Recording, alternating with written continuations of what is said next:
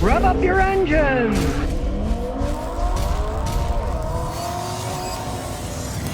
How can you make sure your car's ready for winter weather? Well, stay tuned. I'll give you some easy tips you can do so you don't get stranded in the winter. Now, numero uno is your car's battery. Your car's battery starts the car. When it's cold, batteries have less cranking power.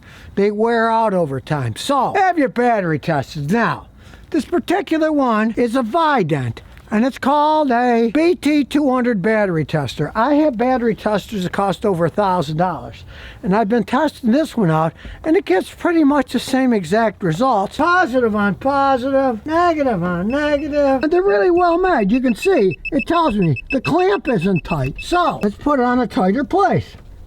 Now it's tight, and it's working. We're gonna do battery capacity. We're gonna go by cold cranking amps. And in this case, it says on the battery, 550 cold cranking amps. So it's set at 550. It's testing it.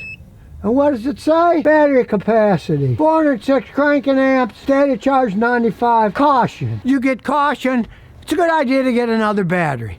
This battery, as you can see, 0121, that's the date. It's 4 years old. That's about all you're going to get. It's a cold day. But as you can see, it still starts the car, but in a period of time, it won't. Now, the information is what tells you that. State of charge is 95%, which means it's almost fully charged. But the state of health is only 55%. Now, my daughter-in-law's Tacoma, it said 33%.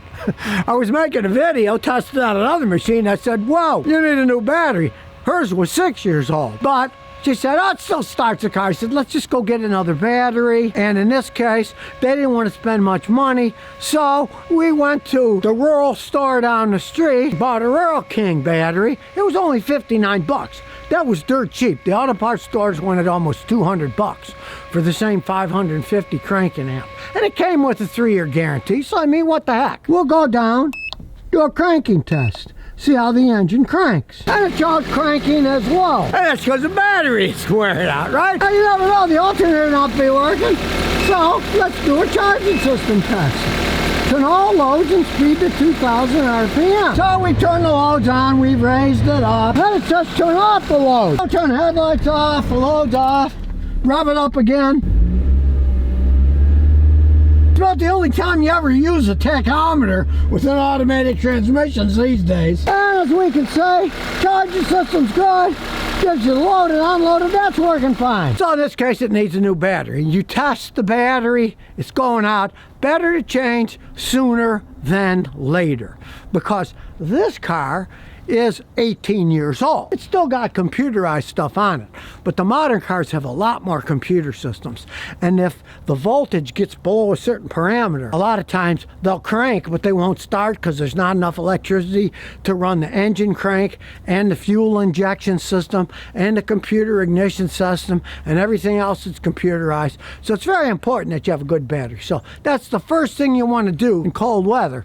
Check it first, because like I said, you see you need a battery. In this case, I'm gonna go to Rural King. It's gonna cost me 59 bucks for a battery. If you're stranded and you need a battery, guys are gonna sell you $200 batteries. I see it all the time when I'm in Rhode Island. Guys will come on a truck and say, yeah, we got a battery, it's 200 bucks. We'll charge you $60 to put it in. Hey, it just bolts on and off. You can get one 60 bucks if you price around in different areas. Now let's say you're a cheapskate. You did see that my daughter-in-law only had 33% left on her Tacoma, and it was still starting okay.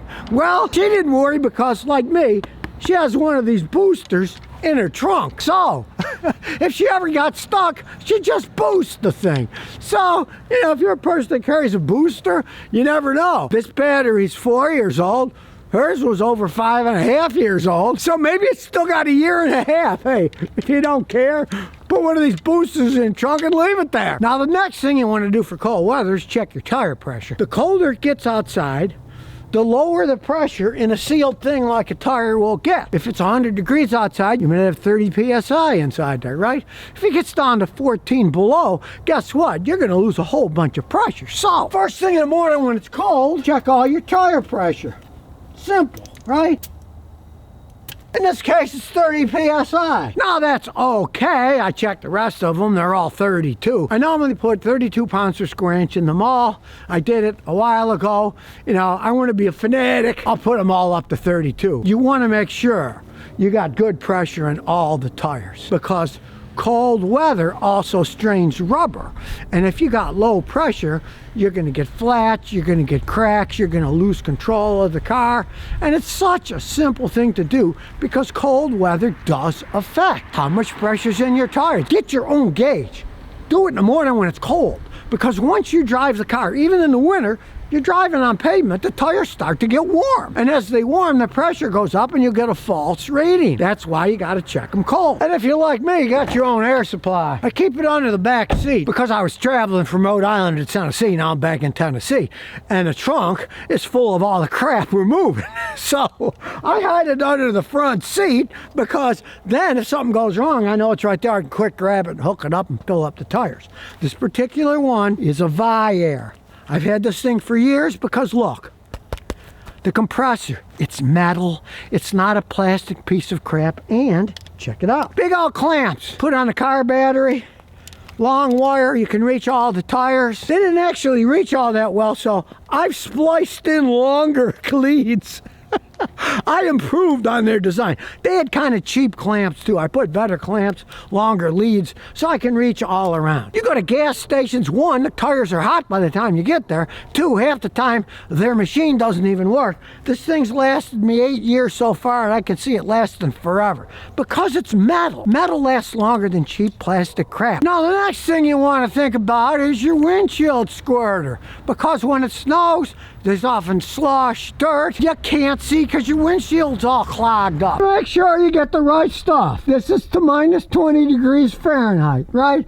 A lot of them are just 32 degrees. There's no alcohol in them. They will freeze and they won't work.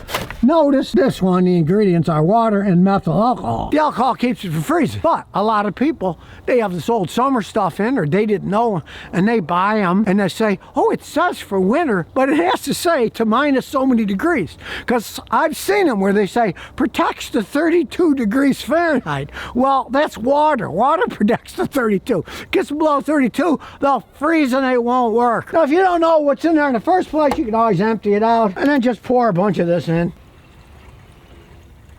Then you know you can squirt the goo off. Now let's say your squirters are broken, or it's so cold that snow packed and jammed them up and they don't work. I always carry these blue paper towels in the trunk. Then you can clean the crap off. The hole in the top of the bottle is big enough. You can just pour it on and wipe it with the wipers. But if you don't have the paper towels, you won't be able to do it in the first place. And they're handy for all kinds of things, such as children throwing up or adults drinking too much and throwing up. You can use the blue paper towels for all kinds of cleanups, not just your windows. Now, another thing to check for winter weather is your car's coolant, right? It cools your engine from overheating. You might think, hey, it's cold already in winter. What the heck do I need coolant for? Well, you need it because it's a sealed system, but you also need it because it powers the heater in your car. And if, for example, low on coolant, you won't get any hot water to the heater inside your car, and you won't get any heat. Now, this one's really easy to check. You can see right there. There's a line. It's between full and low, which is right where you want. You can see there's the red line.